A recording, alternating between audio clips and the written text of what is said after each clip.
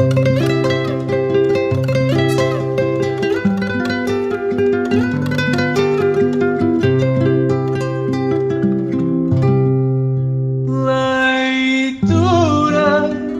com Miriam Samjali. Olá, eu sou a Miriam Sabjali e bem-vindos ao Leituras, um programa que visa democratizar a lei, torná-la mais acessível, aberta e compreensível para todos. No episódio de hoje vamos falar um pouco sobre assédio sexual, nomeadamente sobre o seu enquadramento legal e também sobre aquilo que, enquanto sociedade, podemos fazer para garantir a sua erradicação. A violência de género não é um termo consensual.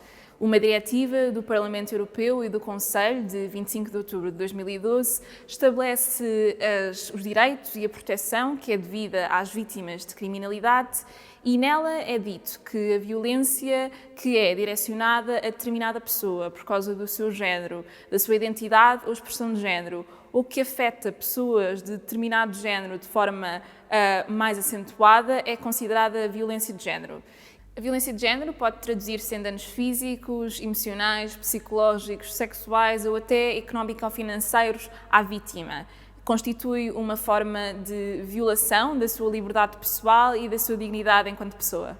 É uma forma de discriminação. As pessoas que são vítimas de violência de género precisam muitas vezes de um apoio e de uma proteção especializados, porque correm o risco de sofrer uma vitimização secundária e repetida, um elevado risco de intimidação ou retaliação. A Convenção do Conselho da Europa para a Prevenção e Combate à Violência contra as Mulheres e Violência Doméstica, ou Convenção de Istambul, entrou em vigor a 1 de agosto de 2014 e estabelece precisamente que a violência de género é uma manifestação das relações desiguais, historicamente desiguais, entre homens e mulheres. São estas relações de poder historicamente desiguais que conduziram à dominação e à discriminação contra as mulheres pelos homens e que sempre as impediram de participar plenamente em sociedade. Esta convenção estabelece também que a violência de género de natureza estrutural é um dos mecanismos sociais cruciais que levaram a que as mulheres adotassem na sociedade uma posição de subordinação e subjugação perante os homens. A Convenção estabelece vários objetivos, várias finalidades globais, entre as quais, por exemplo, contribuir para a eliminação de todas as formas de discriminação contra a mulher, de forma a alcançar uma igualdade real e efetiva, incluindo através do seu empoderamento. Estatui ainda a necessidade de conceber um quadro global, bem como de políticas públicas e medidas de proteção e assistência a todas as mulheres que sejam vítimas deste tipo de violência. Concretamente, o artigo 40 deste instrumento legislativo declara inequivocamente que as partes deverão adotar as medidas legislativas ou outras medidas que considerem necessárias para assegurar que qualquer tipo de comportamento de natureza sexual indesejado, que tenha uma forma verbal, não verbal ou física, com o intuito ou o efeito de violar a dignidade de determinada pessoa, em particular quando cria um ambiente intimidante, hostil, degradante ou humilhante, seja passível de sanções penais ou outras sanções legais adequadas. O relatório elaborado pelo Grupo de Peritos sobre o combate à violência contra as mulheres e à violência doméstica, ou GREVIO, do Conselho da Europa, um órgão independente de monitorização no domínio dos direitos humanos, encarregado de avaliar o desempenho dos determinados países, das determinadas partes na implementação da Convenção de Istambul, indica que se tem visto e se tem evidenciado um forte empenhamento das autoridades portuguesas ao longo dos anos para combater a violência contra as mulheres, promovendo simultaneamente a igualdade real e efetiva entre mulheres e homens. No entanto, o GREVIO estabelece que há uma necessidade de alcançar uma mudança mais abrangente e uma melhoria nas medidas de proteção, de prevenção e de ação judicial relativamente a este tipo de violência. Numa cultura patriarcal, o assédio sexual é, não raras vezes, encarado como uma prática social legitimizada e absolutamente normal, nunca sendo inequivocamente condenada ou nunca sendo olhada com seriedade. É um fenómeno invisível, mas premente. É visto como uma forma de violência menor, ou até como algo que não corresponde propriamente à violência, mas sim à sedução, a algo inerente e natural às relações humanas.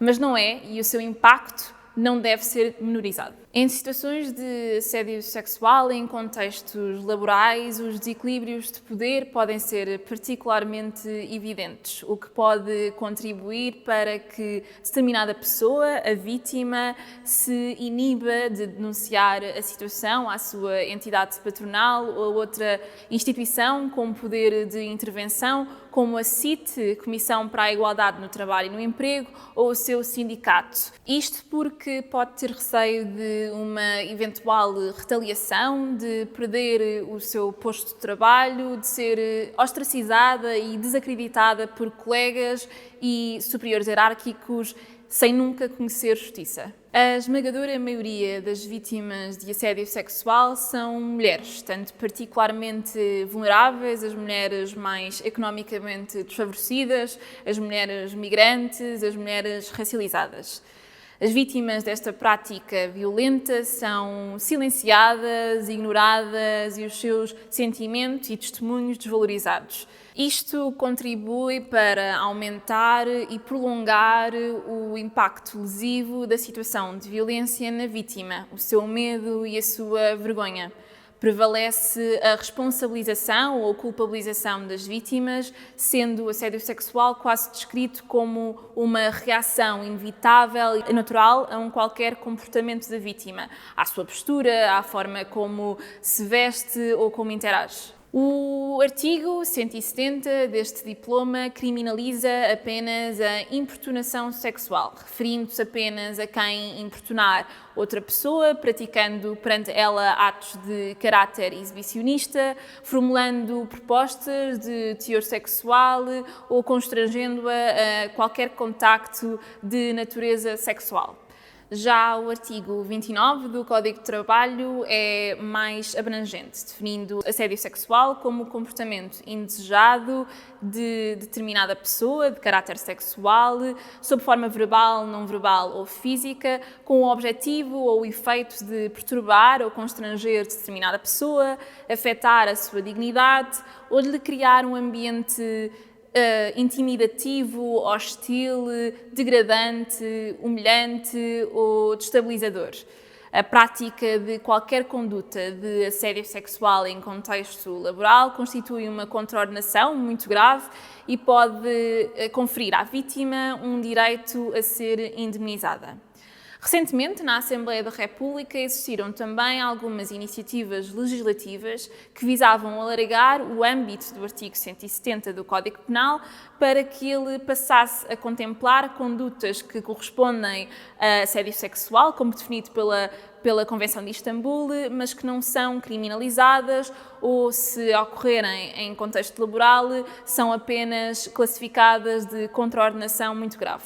Mas a criminalização de determinada conduta não implica necessariamente a sua eliminação. A lei em si mesma, e em particular a lei penal, por ser fruto do sistema e por o espelhar, tem um poder transformativo muito limitado. A justiça não é e não pode ser sinónimo de punição. Deve antes ser entendida de forma compreensiva e de forma ampla. A erradicação do assédio sexual deve, antes de mais, começar pela consciencialização, pela prevenção. É imperativo alterar o paradigma da educação sexual em Portugal, que deve considerar as várias expressões de sexualidade e que deve reforçar e promover relações afetivas com base na defesa dos direitos humanos, no respeito pela diversidade, na ausência de coação ou de agressividade e assentes na comunicação aberta e num consentimento e prazer mútuos. É essencial que nós encaremos as vítimas de assédio sexual com respeito, com empatia, validando os seus sentimentos e os seus testemunhos e acreditar nelas. É importante intervir se acharmos que é adequado num determinado contexto e ajudar as vítimas a superar o episódio de violência, que pode ser realmente impactante e perturbador. É importante não cair na tendência da normalização da violência, da passividade e da indiferença, porque a nossa indignação também é arma.